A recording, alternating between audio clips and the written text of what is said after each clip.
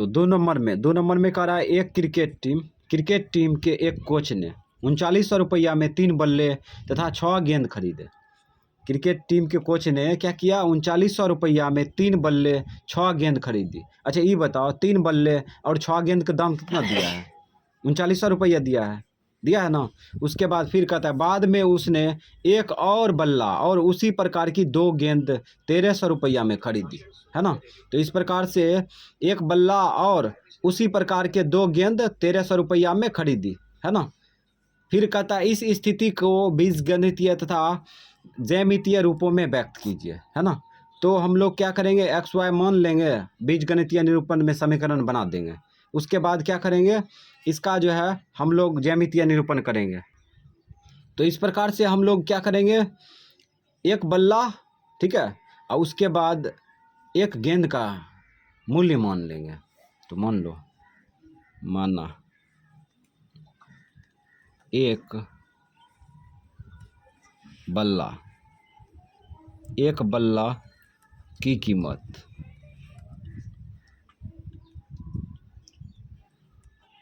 बराबर x रुपया, मान लिए एक बल्ला की कीमत x रुपया, ठीक है।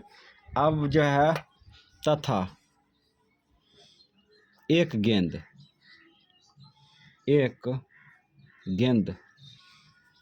की कीमत बराबर y रुपया, मान लिए। तो एक बल्ला और एक गेंद की कीमत मान लिया। अब प्रश्न से लिखते हैं, प्रश्न से अच्छा ये बताओ, यहाँ पे 3900 रुपया क्या है, दाहिना साइड है, दाहिना साइड इधर लिख देते हैं, दाहिना साइड 3900 रुपया। अब महसूस करके बामा पक्ष भी बराबर करेंगे, ठीक है। तो यहाँ पे बामा पक्ष बराबर करने के लिए सोचेंगे। तो यहाँ पे 3 बल्ला और 6 गेंद जो है ना, कितना में खरीदा, 3900 रुपया में खरीदा। इसका मतलब 3 बल्ला का दाम निकाल लेंगे, उसके बाद 6 गेंद का दाम निकाल लेंगे और दोनों के दाम को जोड़ देंगे तो 3900 के बराबर हो जाएगा, है ना। तो इधर जो है सबसे पहले क्या करेंगे, 3 बल्ला का दाम निकालेंगे। 3 बल्ला का दाम, अच्छा एक बल्ला का दाम मान के चलो, एक बल्ला का दाम 5 रुपया है, तो 2 बल्ला का दाम कितना होगा, 10।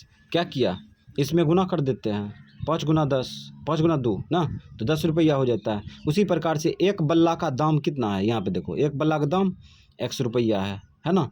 तो क्या बल्ला है, यहाँ पे देखो 3 बल्ला है, 3 बल्ला की कीमत कितना होगा, x गुना 3 हो जाएगा। यहाँ पे गुना किए तो यहाँ पे थोड़ी भाग कर सकते हैं, तो यहाँ पर भी गुना करेंगे तो यहाँ पर हो गया 3 बल्ला का मूल्य निकल गया, ठीक है। तो यहाँ पे लिख देंगे x गुना 3, समझ गया। तो 3 बल्ला का मूल्य निकल चुका है, 3 बल्ला का दाम निकल चुका है। अब क्या करें, अब जो है आगे देखो, आगे जो है 6 गेंद का मूल्य निकालेंगे, ठीक है। तो एक गेंद का मूल्य कितना दिया है, y रुपया दिया है, y रुपया। तो 3 गेंद और 6 गेंद का मूल्य कितना होगा, तो y गुना 6 कर देंगे, ठीक है। तो यहाँ पे रख देंगे y गुना 6 या 6 गुना y लिख सकता है, ठीक है। तो ये है 3 गेंद, ये 3 बल्ला का दाम, ठीक है, और ये 6 गेंद का दाम है, ठीक है। और दोनों को जोड़ देंगे तो 3900 के बराबर हो जाएगा, ठीक है। अब हम लोग सॉल्व करेंगे इसको। तो इसमें देखो गौर से, ये 3 को क्रॉस कट रहा है, ये पूरे समीकरण, ठीक है। काटो इसको, 3 का 3 और 3 दूना 6, इसको भी काटो, 3 का 3, 3 तिया 9, 0 0 रख दिए। तो यहाँ पे x गुना 1 करेंगे तो x न होगा, और प्लस y गुना 2 करेंगे तो क्या होगा, 2y बराबर 1300 आ गया। ये मान लेंगे समीकरण फर्स्ट। तो बीजगणितीय निरूपण हो गया समीकरण फर्स्ट का। अब समीकरण सेकेंड तैयार करेंगे। तैयार करने के लिए पुनः लिखते हैं, पुनः प्रश्न से लिख दिए। अब यहाँ पे देखो क्या कर रहा है, कहता है बाद में उसने एक बल्ला और उसी प्रकार की 2 गेंद 1300 रुपया में खरीदी। तो इस बार दाहिना साइड दिया है 1300 रुपया, ठीक है। अब हम लोग जो है समीकरण बराबर करेंगे, इधर दाहिना पक्ष है, इधर बायां पक्ष बराबर करेंगे, ठीक है।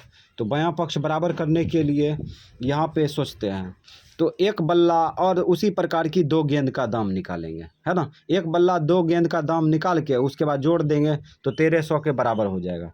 तो एक बल्ला का कीमत दिया है x रुपया, तो x रुपया लिख देते हैं।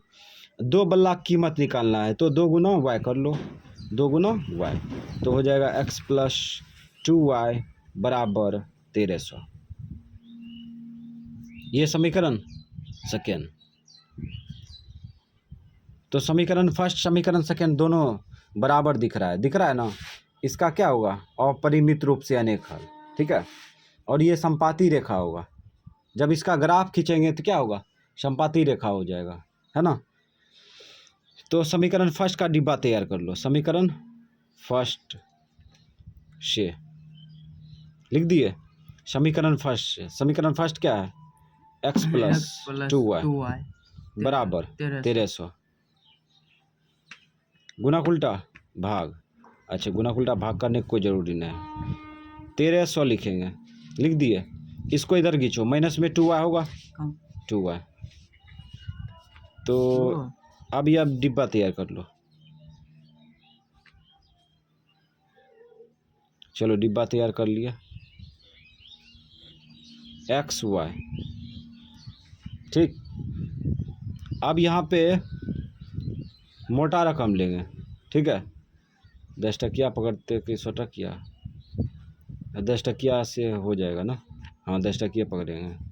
छोटा संख्या लेने से काम नहीं चलेगा, ठीक है। तो 10 टकिया पकड़ेंगे। अगर यहाँ पे 10 नंबर कितना होगा, 90। अरे 10 टकिया में नहीं होता है, 100 टकिया पकड़ो। 10 टकिया में उतना नहीं होगा, 100 टकिया पकड़ो, 100 वाला पकड़ेंगे तब ग्राफ जो है, नहीं तो छोटा संख्या लेगा तो ग्राफ पूरा नहीं होगा, ठीक है। 100 टकिए लो, यानी कि 100 गुना लेंगे, ठीक है। तो अगर 100 रखते हैं, यहाँ ध्यान दो, 100 लेंगे तो यहाँ पे रखेंगे 2y के साथ गुना है, मान भी गुना होगा, 2 और गुना 100 करेंगे तो कितना होगा, माइनस 200 होगा, ठीक है। और 200 में 1300 घटाएंगे तो कितना होगा, 200 में 1300 घटाएंगे 1100 होगा। तो यहाँ पे ले लेंगे कितना, 100 प्लस में लिए हैं, ठीक है। अब 100 रखेंगे, इसमें महसूस करेंगे, 2y के साथ गुना है, मान भी गुना होगा, ठीक है। तो इन दोनों को गुना करेंगे, यहाँ पे 100 घेर के रखेंगे, 100 गुना 2 करेंगे तो 200 होगा, और 1300 में 2 घटा दो कितना होगा, 1100 हो गया, ठीक। अब यहाँ पे 200 लेते हैं, 200 लेंगे तो यहाँ पे कितना होगा, 400 हो जाएगा। 400 में 1300 घटा दो, 1300 में 400 घटाओ कितना होगा, 900। तो यहाँ पे 200 लिए ना, 200 लिए। अब यहाँ पे मान रखो, महसूस करो, ठीक है। तो माइनस गुना प्लस माइनस हो जाएगा, 2 दूना 4, 400 होगा, 400, 13 में से 4 गया 900 बच गया, ठीक है। तो समीकरण फर्स्ट का डिब्बा तैयार है ना। अब चलते हैं समीकरण सेकेंड में। समीकरण सेकेंड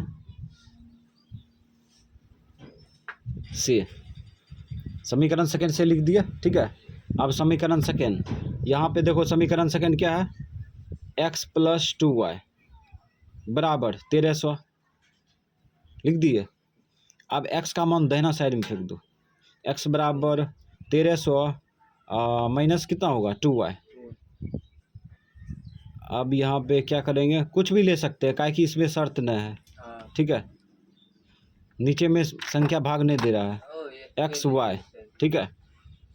1 से कम नहीं चलेगा, यहाँ मोटा रकम है पूरा, ठीक है। 100 गुनज लेंगे, जब भी लेंगे तो 100 गुनज, ठीक है। तो यहाँ पे देखो 100 200 लिए हैं तो यहाँ पे 300 लो, 300 लेते हैं तो 300 लेंगे तो यहाँ पे हो जाएगा, इसको उठा कर रख देते हैं, यहाँ पे हो जाएगा 600, ठीक है। 13 में से 6 गया 700 बचेगा, यानी 1300 में 600 घटाएंगे तो कितना होगा, 700 लिख दिए ना। अब उसके बाद जो है 400 लेते हैं, 400 यहाँ पे लेते हैं तो 400 दूनी 800 में 1300 घटा दो, 13 में से 8 गया 500 बचेगा। तो यहाँ पे आ गया कितना, 400 लिए, है ना। और यहाँ पे जो है रखने पर कितना आ जाएगा 800। तेरे में से 8 गया 500, 500 हो जाएगा। ठीक है, तो इस प्रकार से डिब्बा तैयार है। अब हम लोग जो है यहाँ पे जो पूर्णांक लिखेंगे वह 100 का गुणज लिखेंगे, मतलब 100 खोरा वाला लिखेंगे, समझ गया, सोटकिया। ठीक है,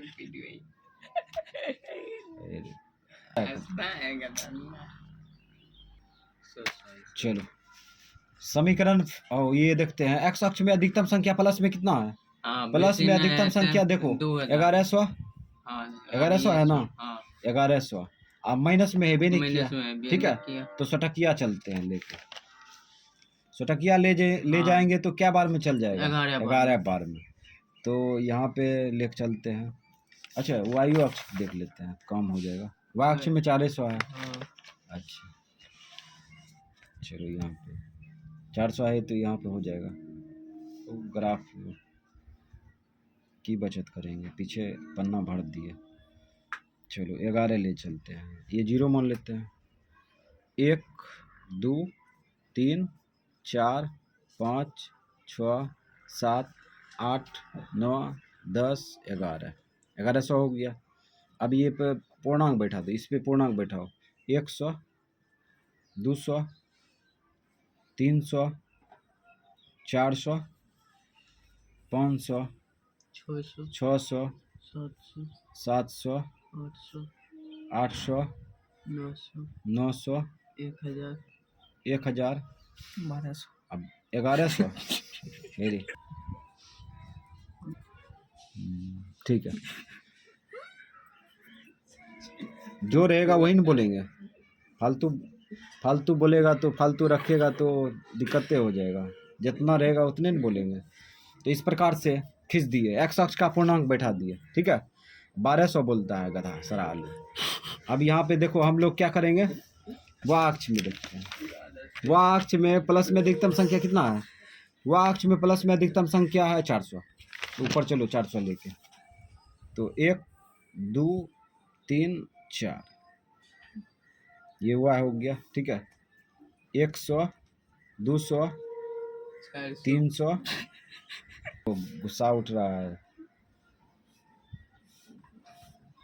इतना तोड़ेंगे ना। 400 हो गया। ठीक, अब हम लोग क्या करेंगे,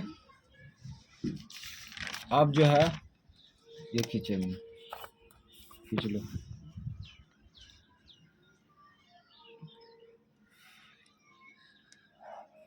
ये वाई अक्ष का पूर्णांक, ये एक्स अक्ष का पूर्णांक। बस ग्राफे भर दिक्कत है, उसके बाद तोरा नतीजा से बच जाएंगे। तुम लोग को कहते हैं पकड़ के रखो रे गधा सरा आलू, तो गैदरिंग करता है। अब यहाँ पे देखो, यहाँ पे बिंदु बैठाओ। 1100 100 1100 100 1100 ये हुआ, 100 ये हुआ। ठीक है, 1100 100। तो उसके बाद फिर आगे देखो, अब यहाँ 900 200, 900 200 है ना, 900 200 900 यहाँ पे आया। ठीक है, और 200 यहाँ पे,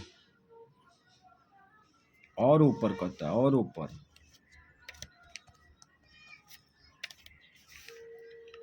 अब क्या करेंगे, दोनों बिंदु को मिला देंगे।